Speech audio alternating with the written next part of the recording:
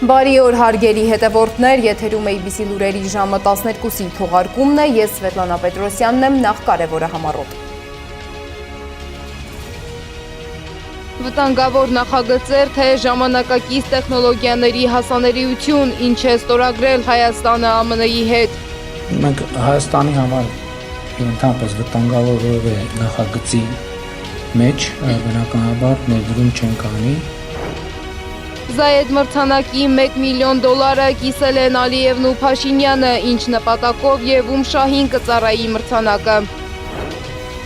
Աշխարհը մտնում է անկայունության նոր փուլ, որքան են աճել հակամարտությունները վերջին 30 տարում։ Բանակցությունների նոր փուլ, Ժնևը կկարողանա բեկում մտցնել Ուկրաինայի պատերազմում։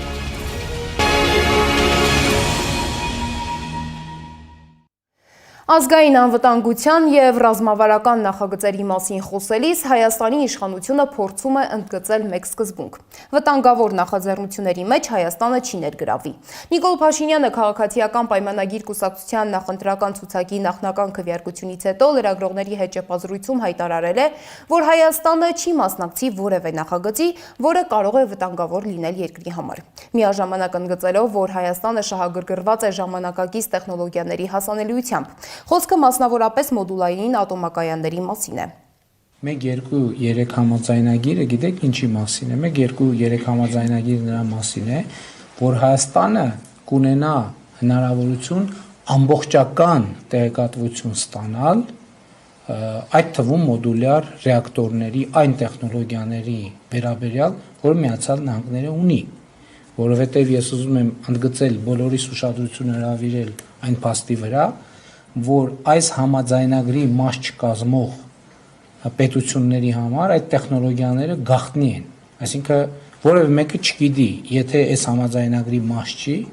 մոդուլային ռեակտորները Միացյալ Նահանգներում հասունության ինչ մակարդակի են հասել, եւ այստեղից է այն տեղեկատվությունը, որ կարելի է ունենալ առանց այս համաձայնագրի, մենք ունենք, բայց քանի որ այդ ունեցած տեղեկատվության հիման վրա մեր հետաքրքրությունը մեծացել էր եւ Միացյալ Նահանգների հետ մեր հարաբերություններն էլ զարգանում են, հենց դրա համար ենք 1-2-3 համաձայնագիրը ստորագրել։ Փաշինյանը ճեպազրույցում այլ հայտարարություններ էլ է արել, որոնց քիչ անց կանդրադառնամ։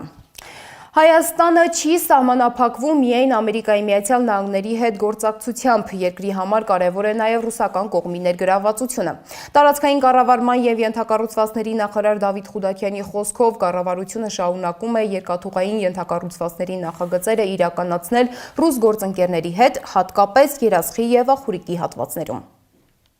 Տպավորությունը այնպիսին է, որ առնվազն այդ երկու հատվածների մասով մենք որոշակի ըմբռնում ունենք ռուսական կողմի հետ եւ որոշակի պայմանավորվածության կհանգենք, կարծում եմ առաջիկա օրերին դրա պատասխանը կունենանք։ Եթե ստացվի այնպես, որ իրենք անեն դա շատ ավելի լավ, կգնանք այդ ճանապարհով, եթե ինչ որ հարցեր խանգարեն, չնայած իմ ըմբռնումը այնպիսին է, որ պիտի հարցեր չլինեն, որոնք առնվազն Երասխի եւ Ախուրիկի մասով խանգարեն, այդ դեպքում, եթե այդպիսի հանգամանքներ լինեն, Հայաստանի Հանրապետության կառավարությունը ինքը կվերականգնի նշված հատվածներում երկաթգիծը, որտեղ դա ապաշրջափակման տրամաբանության կարևոր կետերից մեկն է, ինչի ուղղությամբ մենք շարժվում ենք։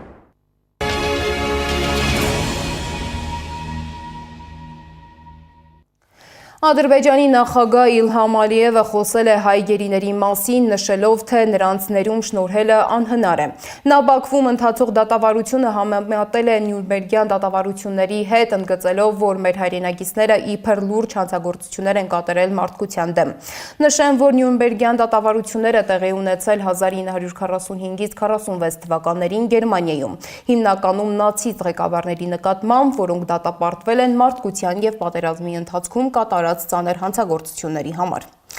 Հետաքրքիր է, որ Ալիևի այս հայտարարությունը համընկել է ադրբեջանցի պատվիրակների այցի հետ, որոնք արդեն 2 օր է Հայաստանում են։ Եթե նախորդ անգամները ադրբեջանցի պատվիրակները Հայաստան են եկել օդային ճանապարհով, ապա այս անգամ ցամաքային սահմանազատված հատվածով։ ABC մեդիան պարզել է, որ Հայաստանի եւ Ադրբեջանի պատվիրակները հանդիպել են Ծաղկաձորում։ Իմ գործընկեր Անի Աբաղյանն է եղել Ծաղկաձորում։ Հայաստանի եւ Ադրբեջանի քաղաքասարակության ներկայացուցիչները մեր տեղեկությունների համաձայն Ծաղկաձորում են, գտնվում են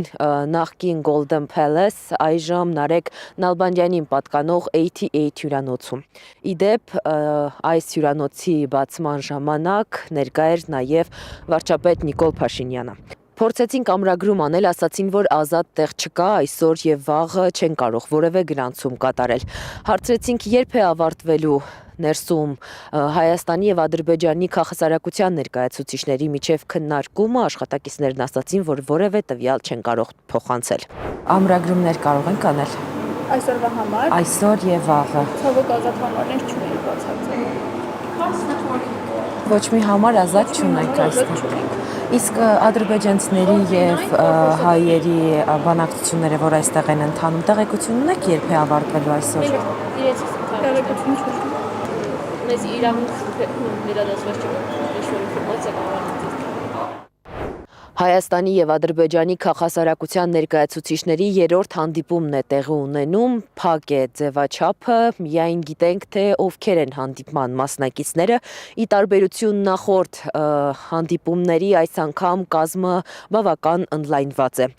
Մեր տեղեկությունների համաձայն հանդիպումներից, քննարկումներից հետո մամուլի համար հաղորդակցությամբ հանդես կգան կողմերը։ Քաղաքասարակության ներկայացուցիչների երրորդ հանդիպումը տեղի է ունենում Միացյալ Նահանգների փոխնախագահ Ջեյդի Վենսի Երևան եւ Բաքու այցերից հետո։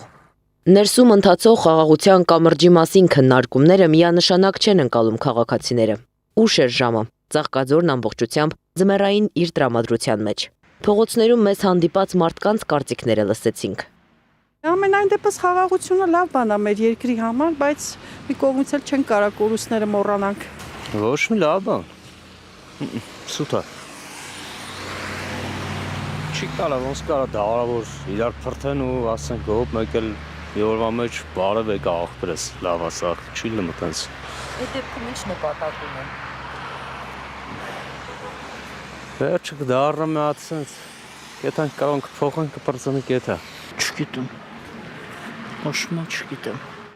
Քաղաքասարակության ներկայացուցիչների հանդիպումն ավարտվելու է փետրվարի 14-ին։ Ադրբեջանցիները Հայաստան են եկել Տավուշով, սահմանազատված սահմանով։ Եվ ինչպես խոստացել էի Փաշինյանի հայտարարությունների մասին։ Քաղաքացիական պայմանագիրը պատրաստվում է ընտրության։ Նիկոլ Փաշինյանը հայտարարել է, որ ապրիլի սկզբին տեղի կունենա ՔՊ համաժողովը, որի ժամանակ կընտրեն ընտրական ցուցակի վերջնական թեկնածուներին։ Սակայն Փաշինյանի հայտարարությունները միայն խորհրդարանի գալիք ընտրության մասին չէին։ Նա խոսել է եպիսկոպոսատ ժողովի մասին ու ասել, որ թույլ չի տալու կաթողիկոսությունը Հայաստանից դուրս տանել։ Հայաստանից դուրս եպիսկոպոսատ ժողով հրավիրելու եւ այս process-ների խորքային նախաձեռնությունը Հայաստանյան ծառայքելական Սուրբ եկեղեցու կաթողիկոսությունը Հայաստանից դուրս հանելն է եւ որոշ ուժերի ձեռքում մարիոնետային կաթողիկոսության այդ հանգամանք ուժեղացնելը եւ որպես Հայաստանի դեմ գործիք օգտագործելը։ Փաշինյանը խոսել է նաև Զայեդ մարդկային եղբայրության մրցանակի մասին, նշել, որ ինքն ու Ալիևը մրցանակից ստանալու են $500,000։ Զայեդ մրցանակը այո ունի $1 միլիոն մրցանակային հիմնադրամ, բայց քանի որ գիտեք, որ կիսել ենք, այսինքն Ադրբեջանի նախագահի հետ կիսել ենք, ենթադրվում է, որ մենք այսինքն $500,000 մասին կլինի խոսքը, ընթացք կա, բայց դեռ գումար չի փոխանցված, բայց վստահ եմ կփոխանցվի, եւ ես մտածում եմ բնականաբար այդ գումարը ինչ հարային կամ կարիքի եւ ինչ նպատակի է պետք ուղղել, մտածում եմ, երբ որ կլինի կոնկրետ որոշում, երևի առիթ կլինի կհայտնենք։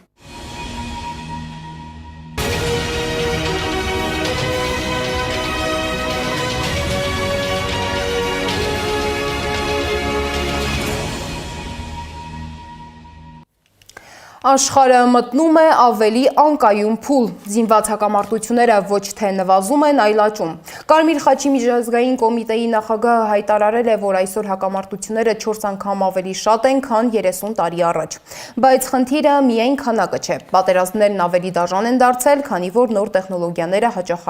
են հենց խաղաղ բնակչությանը։ Այսօր պատերազմները այլևս չեն սահմանափակվում զինվորականների միջև բախումներով։ Ավելի հաճախ դրանց հիմնական զոհերը դառնում են խաղաղ բնակիչները։ 2023 թվականից ի վեր մենք կրճատել ենք հազարավոր աշխատակիցների, մասշտաբային վերակազմավորումներ ենք արել, բյուջեն կրճատել ենք $1 միլիարդ, բարեփոխել ենք ֆինանսական կառավարումը։ Սա քաղաքական խնդիր է։ Իրավունքի գերակայությունը հնարավոր է միայն այն դեպքում, երբ կա այն հարգելու քաղաքական կամք եւ միջազգային համաձայնագրեր։ Այս ֆոնին առանձնահատուկ առաջընթաց չի նկատվում նաև կոնկրետ պատերազմներում։ Աբու Դաբիում կայացած 2 հանդիպումներից հետո Ուկրաինայում պատերազմը դադարեցնելու շուրջ Ամերիկայի Միացյալ Նահանգների, Ռուսաստանի եւ Ուկրաինայի միջև բանակցությունների հաջորդ փուլը կանցկացվի փետրվարի 17-ից 18-ը Ժնևում։ Ռուսաստանի պատվիրակությունը կգլխավորի Վլադիմիր Մեդինսկին, իսկ ուկրաինականը Ռուստեմ Ումերովը։ Բանակցությունների գլխավոր տարածքային զիջումների հարցը մնում է չլուծված։ Իրանի միջուկային ծրագրի շուրջ էլ հստակ համաձայնություն չկա։ Ռուսաստանում Իրանի դեսպան Քազեմ Ջալալին հայտարարել է, որ Իրանն ու ԱՄՆ-ն կարող են համաձայնության գալ իրանական միջուկային ծրագրի հարցում, սակայն որևէ կողմ չպետք է նախապես թելադրի բանակցությունների արդյունքը մինչ հանդիպումը։ Իմ կարծիքով համաձայնության գալու հնարավորություն կա, բայց պայմանով, որ մինչև բանակցությունները ոչ ոք չպետք է թելադրի բանակցությունների արդյունքը։ Հասկանում եք, նման վիճակը բանակցություններ վարել չէ, պարզապես սեփական դիրքորոշումը թելադրել է։ Բանակցություններն այն ուղին են, որի միջոցով փոխադարձ որոշմամբ մենք կարող ենք հասնել պայմանավորվածությունների։ Պետական ստուգումների եւ պայմանավորվածությունների դիմաց Միացյալ Նահանգները պետք է չեղյալ հայտարարի պատժամիջոցները։ Նույն պատկերն է նաև այլ ուղղություններով։ Մոսկվային ժամանել Հարավային Կովկասի հարցերով ԵՄ եւ ԵՀԿ հատուկ ներկայացուցիչները։ Նրանց ընդունել է Ռուսաստանի փոխարտգործնախարար Միխայիլ Գալուզինը։ ԵՄ եւ ԵՀԿ հատուկ ներկայացուցիչները Մոսկվային մեկնել որպես Անդրկովկասում անվտանգության եւ կայունության հարցերով խորհրդակցությունների համանախագահներ։ Միջազգային մյուս լուրերը հավաքագրել է իմ գործընկեր Սեդա Կյուրեղյանը։ Ամերիկայի Միացյալ Նահանգների պետքարտուղար Մարկո Ռուբիոն հայտարարել է, որ այժմ աշխարհաքաղաքականության համար վճռորոշ պահ է։ Ռուբիոն հայտարարությունն արել է Մյունխենի անվտանգության համաժողովից առաջ։ Աշխարհը շատ արագ փոխվում է մեր աչքի առաջ։ Մենք ապրում ենք աշխարհաքաղաքականության նոր դարաշրջանում, եւ այն պահանջելու է, որ բոլորս վերանայենք, թե ինչ տեսք է այն ունենալու եւ ինչպիսին է լինելու մեր դերը, լրագրողներին ասել է Ռուբիոն։ Ուկրաինայի հարցով բանակցությունները տեղի կունենան փետրվարի 17-ից 18-ը Ժնևում, հայտարարել է Կրեմլի խոսնակ Դմիտրի Պեսկովը։ Նախորդ 2 փուլերը տեղի էին ունեցել Աբու Դաբիում, սակայն կողմերը չեն բացահայտել հանդիպման վայրի փոփոխության պատճառը։ ՆԱՏՕ-ի ղեկավարն է խոսել Ռուսաստանի հետ հարաբերությունների մասին։ Ռուսաստանը ցանկանում է, որ մենք նրան ընկալենք որպես հզոր արջ, բայց իրականում նա Ուկրաինայում առաջ է շարժվում այգու խխունջի արագությամբ։ Հյուսիսատլանտյան դաշինքի ղեկավարը կոչ է արել չտրվել ռուսական քարոզչությանը։ Թրամփը հայտարարություն է արել Գրենլանդիայի շուրջ բանակցությունների մասին։ Կարծում եմ Գրենլանդիան կցանկանա միանալ մեզ։ Մենք շատ լավ հարաբերություններ ունենք Եվրոպայի հետ, այնպես որ տեսնենք, թե ինչ կլինի։ Այժմ մենք բանակցություններ ենք վարում Գրենլանդիայի հարցով, ասել է նա։ Եվ վերջում եղանակի մասին։ Հանրապետությունում այսօր ցերեկը եւ առաջիկա գիշերը սպասվում են տեղումներ, նախալեռնային եւ հովտային շրջաներում անձրևի եւ ձնախառն անձրևի, լեռնային շրջաներում ձյան տեսքով։ Ջերմաստիճանը փետրվարի 14-ից 18-ը աստիճանաբար կբարձրանա 6-ից 9 աստիճանով։ Այսօր ցերեկը կլինի 7-ից 9, իսկ երեկոյան 3-ից 5 աստիճան տաքություն։ Այս ժամի համար նախատեսել էինք այսքանը, շարունակեք հետևել մեզ YouTube-ում, Facebook-ում, Telegram-ում, WhatsApp-ում, Instagram-ում ու TikTok-ում կամ այցելեք մեր պաշտոնական կայք 3w.abc.media.am։ ABC լուրերի գլխավոր թողարկումը եթերում կլինի ժամը 18-ին։ Կհանդիպենք։